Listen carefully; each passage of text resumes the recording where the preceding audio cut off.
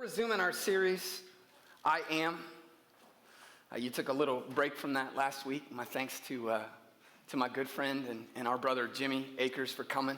He's a great guy, and I trust you were blessed by him. But we're back at our series now, I Am. It's all about who Jesus is. We are discovering that through his own words.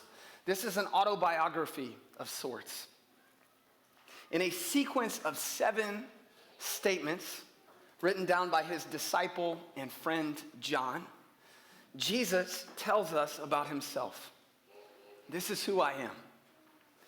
Now, those words, I am, as we have established, hold great meaning and significance. Jesus is, in effect, saying to us, I'm God, and I'm here to rescue you. Because in these declarations, Jesus is repeating words that God spoke centuries prior when he called Moses to lead his people out of slavery in Egypt. He said, I am who I am. And now here's Jesus saying those same words, I am. Same God, same goal, to set his people free, to liberate us and to give us life. Now we come to part 4 of our study. I invite you to open up a Bible or Bible app and meet me in the scriptures. Once again, we're going to be in the gospel that we call John. The Gospel of John. And you can put a bookmark there for easy navigation in the coming weeks. We're going to be here for a minute. Today we're working from chapter 10. And we start there in verse 1. It's a bit lengthier than we are accustomed to, but stay with me. There's a lot of good stuff in there. Y'all ready? Y'all set? Let's go. Jesus has this to say, very truly, I tell you, Pharisees, anyone who does not enter the sheep pen by the gate, but climbs in by some other way, is a thief and a robber. The one who enters by the gate is the shepherd of the sheep. The gatekeeper opens the gate for him, and the sheep listen to his voice. He calls his own sheep by name and leads them out. When he has brought out all his own, he goes on ahead of them, and his sheep follow him because they know his voice. But they will never follow a stranger. In fact, they will run away from him because they do not recognize a stranger's voice. Jesus used this figure of speech. Pause there for a moment. Note that phrase, figure of speech. It's an important detail. We're going to come back to it later on in the series. Okay? Jesus used this figure of speech, but the Pharisees did not understand what he was telling them. Therefore, Jesus said again, very truly I tell you, I am the gate for the sheep. All who have come before me are thieves and robbers, but the sheep have not listened to them. I am the gate. Whoever enters through me will be saved. They will come in and go out and find pasture. The thief comes only to steal and kill and destroy. I have come that they may have life and have it to the full. Good news. Jesus comes to give us life. I'm the good shepherd. The good shepherd lays down his life for the sheep. The hired hand is not the shepherd and does not own the sheep. So when he sees the wolf coming, he abandons the sheep and runs away. Just a paycheck, just a job, doesn't care about the flock. Then the wolf attacks the flock and scatters it. The man runs away because he's a hired hand and cares nothing for the sheep. I am the good shepherd. I know my sheep and my sheep know me, just as the Father knows me and I know the Father, and I lay down my life for the sheep. I have other sheep that are not of this sheep pen. How many times can we say sheep? I must bring them also. They too will listen to my voice, and there will be one flock and one shepherd. The reason my Father loves me is that I lay down my life only to take it up again. No one takes it from me. It wasn't taken from Jesus. He gave it. But I lay it down of my own accord. I have authority to lay it down and authority to take it up again. This command I received from my Father. Here's the reaction. Okay, any of you ever go online and you watch reaction videos? Somebody watching somebody else on a screen? Who came up with this idea? I don't know. But they're watching them on this screen and you get to see their reaction. This is the reaction. The Jews who heard these words were again divided. Many of them said, he's demon-possessed and raving mad. Why listen to him? But others said, these are not the sayings of a man possessed by a demon. Can a demon open the eyes of the blind? So you may have noticed that there are actually two I am statements here in the text. The first one, I am the gate, is quite similar in meaning and application to something that we find later on in the gospel. So we're going to kick that down the road a little bit. We'll deal with those two together at a future date.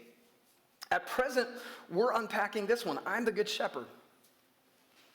I'm the good shepherd. Now, there's a lot happening here in terms of context and culture and the history of God's people. To bring this into focus, we're going to mash it up with some other scriptures. I'm going to do my best to communicate it clearly in a meaningful way. Sound like a plan? You with me? Okay. I am the good shepherd. It may be unfamiliar imagery to us. Any of you a shepherd? Okay. That's what I expected. But hey, sometimes I'm surprised, so I figured I'd ask. Jesus is using an analogy that his audience at the time would know and understand well. Shepherding is part of the fabric of Hebrew culture.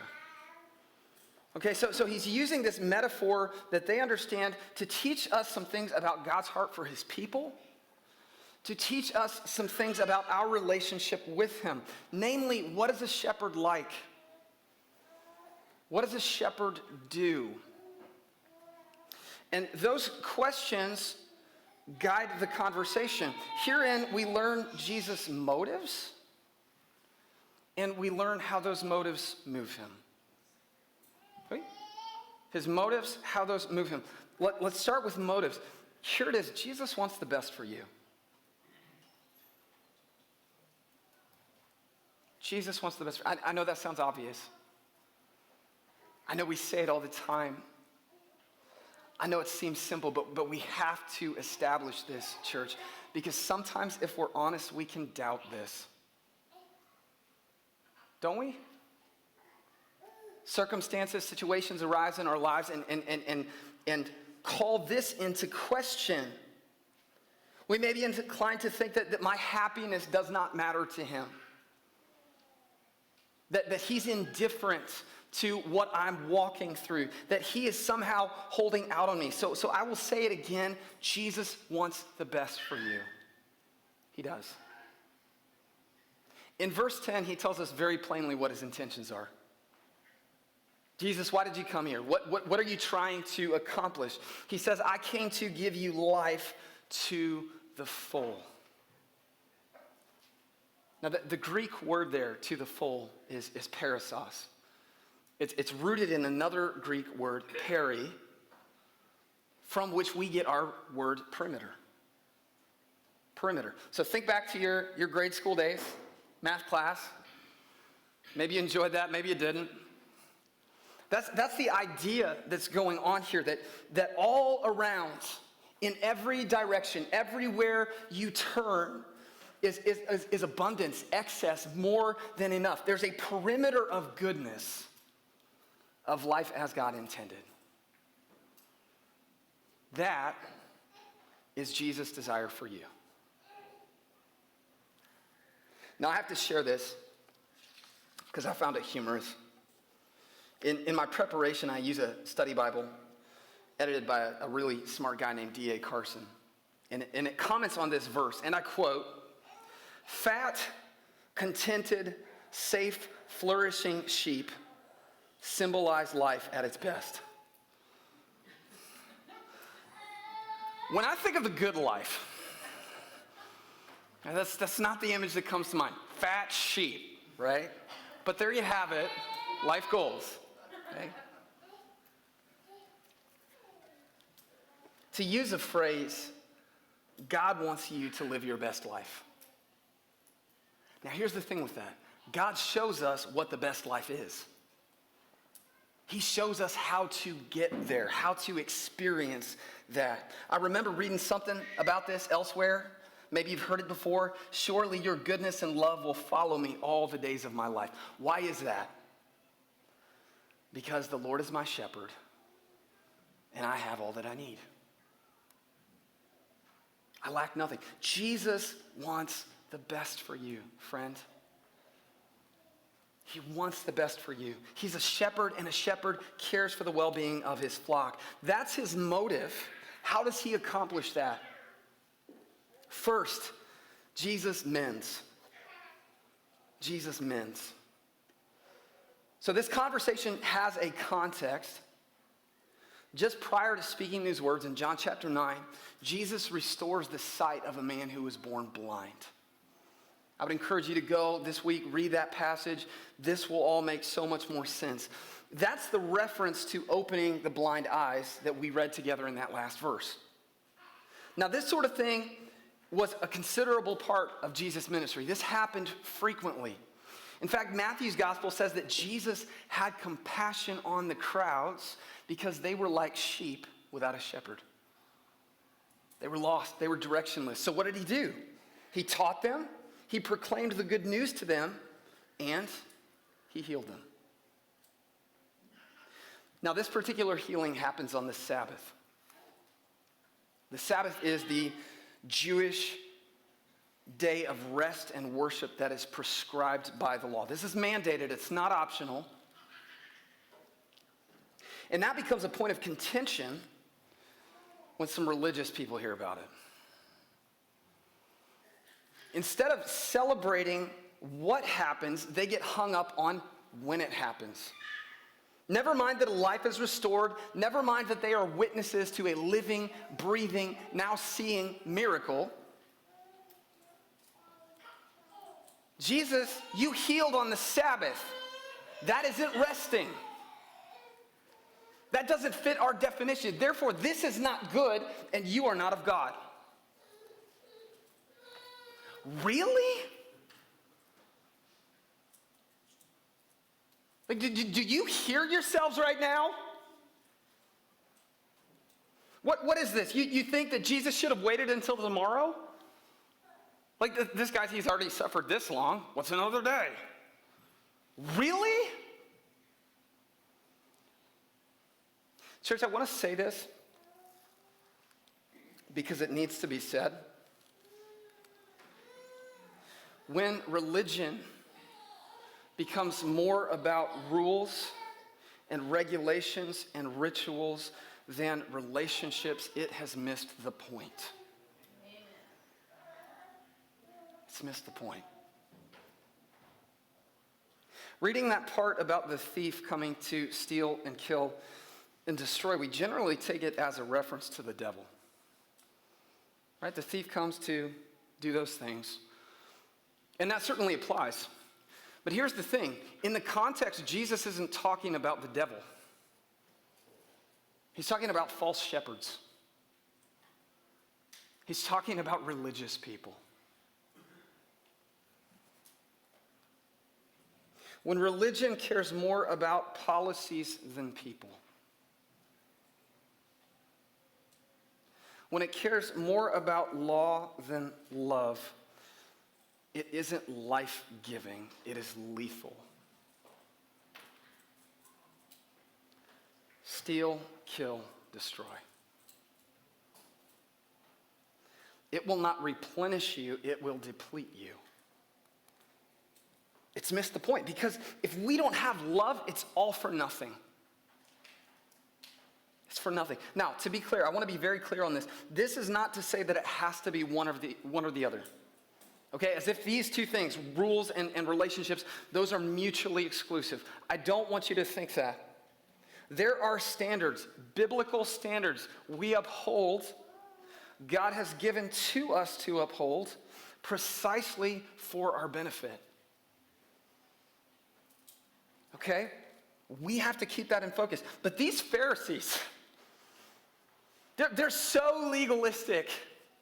They're so dogmatic. They're so rigid in their interpretation that they miss the heart behind the commandment. It's like Jesus says in Mark's gospel, people were not made for the Sabbath. The Sabbath was made for people. It's for our benefit. And what could be better for someone? What could be more life-giving for someone than healing their brokenness as Jesus just did? Listen, church, Jesus heals and he restores because that is the heart of God for his people. what good shepherds do. Now again, this is in stark contrast to the Pharisees, to those like them, who were entrusted with caring for God's people but didn't. Do you notice throughout the Gospels that when there's conflict with Jesus, it's usually with religious people? Now, scholars note that this is connected to a message that was delivered centuries prior by a prophet named Ezekiel. Okay, so this isn't a new problem. It's not something that has just surfaced in Jesus' day. It's been going on for centuries. Have a look at this. The word of the Lord came to me, Son of man, prophesy against the shepherds of Israel. Prophesy and say to them, this is what the sovereign Lord says. Woe to you shepherds of Israel, who only take care of yourselves. Should not shepherds take care of the flock? You eat the curds, clothe yourselves with the wool, slaughter the choice animals, you take all the benefits, but you do not take care of the flock. You've not strengthened the weak or healed the sick or bound up the injured. You've not brought back the strays or searched for the lost. You have ruled them harshly and brutally. He goes on, you haven't, so I will. I myself will tend my sheep and have them lie down, declares the sovereign Lord. I will search for the lost and bring back the strays. I will bind up the injured and strengthen the weak, but the sleek and the strong I will destroy. I will shepherd the flock with justice. Now Jesus has come to keep his promise. I said I would do it, and I'm here. Listen, church, Jesus has a heart for the marginalized and the abused, and he has hard words for those who do the marginalizing and the abusing. Now, this can land in a lot of different places. We could take this in a number of directions, but first, let me speak to those who have been hurt by bad leadership, spiritual or otherwise. Okay, some of you have deep and long-standing wounds that are the result of absence or abandonment. There were people in your life that you believed you could trust. You believed they were there for you. You believed that they could be depended on. And they weren't, and you couldn't. They left you to fend for yourself. They left you when you needed them. And as a result of that hurt, that betrayal, you're guarded. You've put up walls. You don't let people in. And the lesson that you took from that, what you learned from that is trust no one. Okay, as your pastor, I want to say I am so sorry that you had to walk through that. There's no excuse. There's no excuse, but I need you to hear this. That is not what love is like. And that's not who Jesus is. Jesus doesn't leave when life is hard. Jesus doesn't walk out on you. He says, I will search for the lost. I will bring back the strays. When you feel alone, when you feel afraid, I will come for you. I will pursue those who were used and abused and neglected and cast aside. I will not leave you or forsake you. That's who Jesus is. He speaks to the part of your soul that is most vulnerable and most broken to bring healing. There is someone you can trust, friend. There's someone you can trust. His name is Jesus. And he wants to help you heal. Now, on the other side of this, it has application for those of us who are in positions of leadership. And for you, maybe that's here in our church. You're involved in ministry in some capacity. Maybe you're an employer. Maybe you're a boss in your workplace. You're a parent, a grandparent. Maybe you teach or you have a platform that influences others. Maybe your peers look to you to set the trend. Whatever the particular context for you, I would ask this question. Are you leading to get, or are you leading to give?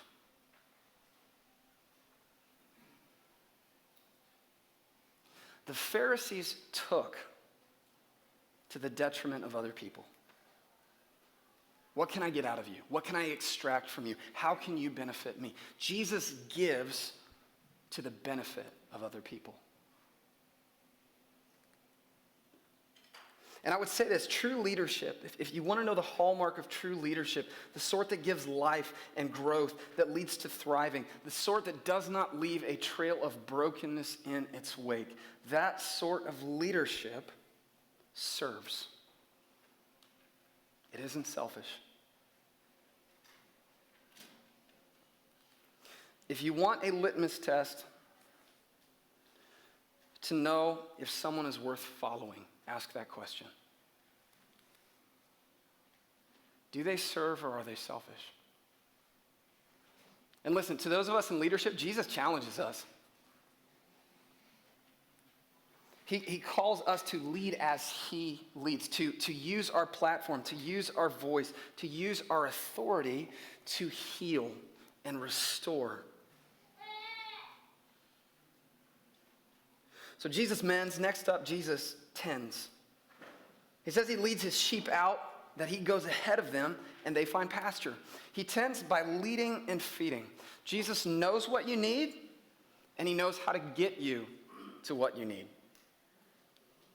Okay, he'll guide you to the fulfillment of that. Now, as we've repeatedly seen in this series, there's a connection back to the Exodus story here. Scripture uses shepherding language to describe that journey from slavery to freedom. For example, Psalm 78, we read this. But he brought his people out like a flock. He led them like sheep through the wilderness. He guided them safely so they were unafraid. But the sea engulfed their enemies. This is what Jesus does for us. That he leads us on a new exodus, out of sin, out of death, into life. But that leads to the question, what about the in-between? What about the journey from point A to point B? What about our needs in between there in that place? It's interesting that the Hebrew word here, translated as wilderness, can also mean pasture. Pasture. Now remember where we started this series. Okay, when God calls to Moses from a burning bush back in Exodus, where is this happening? Exodus chapter 3 tells us that Moses was tending his father-in-law's flock. He led them out into the wilderness, same Hebrew word, presumably for pasture. The shepherd takes the sheep, the flock, out into the wilderness to feed, to meet their need. Now stay with me on this, church. Sometimes the difficult circumstances in our lives prompt us to ask why. Do you ever ask yourself that question? Why is this happening to me? Why am I going through this? Why am I here? What is the point? I would encourage you in that, especially if you're there right now. That is a good question for you to ask. I think we should ask. Because as followers of Jesus, asking why leads us back to God's plans. What is God doing here? What is he trying to accomplish in this? And listen, we should always operate from the understanding that God is in it. You see, church, the story of the Exodus, is a story of God coming through time and time again for his people. Yeah, they're out in the wilderness, but God shows up. He brings water out of a rock to quench their thirst. He rains down bread on dry and barren ground when they're hungry. When they're in danger, when they're vulnerable, God protects them from their enemies. Listen to me. The wilderness, where everything that they used to depend upon is stripped away,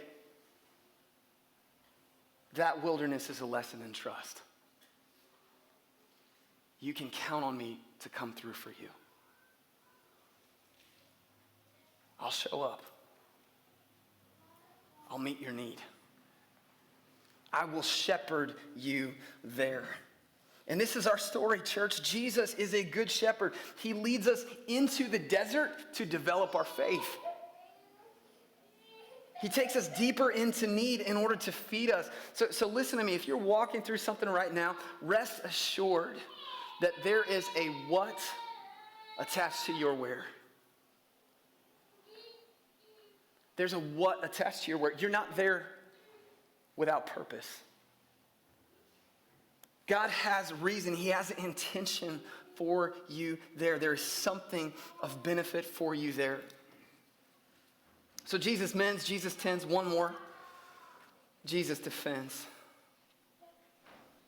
I was on vacation last week, and I didn't get the chance to preach to you all. So I'm just going to make up for the little extra today. Is that all right with you? Think about that next time you say go on vacation, right? Jesus says he lays down his life for his sheep. He's emphatic on this point. In the span of 8 verses, Jesus says this 5 times. I lay down my life. I don't want you to miss this, because I know that's not the model of shepherding and leadership that you're used to, but I'm different. As opposed to the leaders who do not care for the safety and the well-being of those under them, Jesus does not run from danger. He runs to it. He runs to it. He sees it coming, and he steps in to meet it. Now again, this ties in, it echoes Psalm 23. Maybe you're familiar with that psalm. David was the guy who wrote it. David was himself a shepherd. He fought off lions and bears and tigers. I made up that last part, oh my.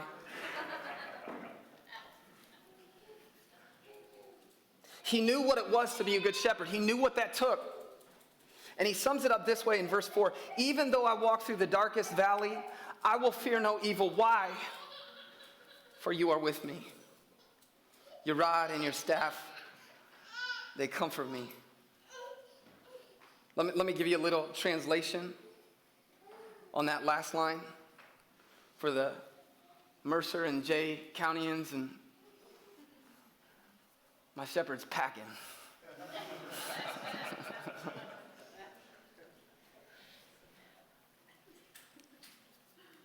I don't have to fear. I don't have to be afraid. I can be at peace because I know I'm safe with you. It doesn't matter if I'm walking through danger. It doesn't matter if I'm walking through a dark valley, because you're right here and you are my defender. You are my protector. You fight for me. You bleed for me. Church, to all that would harm us, to all that would steal and kill and destroy, Jesus squares up and says, you have to go through me first. Over my dead body. That is, of course, a reference, a foreshadowing to the cross. Jesus would rather die than see the ones that he loves go down. And so he did. He did. He laid down his life so we wouldn't have to. Such is his love for you, friend. Such is his love for you. Jesus mends, Jesus tends, and Jesus defends. He wants what is best for you because he's a good shepherd. He is worthy of your trust. He's worthy of your devotion. He's worthy of following it. And so this is the challenge for us today. Jesus says that I call my sheep by name. They hear my voice and they follow. Hear him calling to you today. Hear him calling you by name. Choose to follow him. Choose to find life.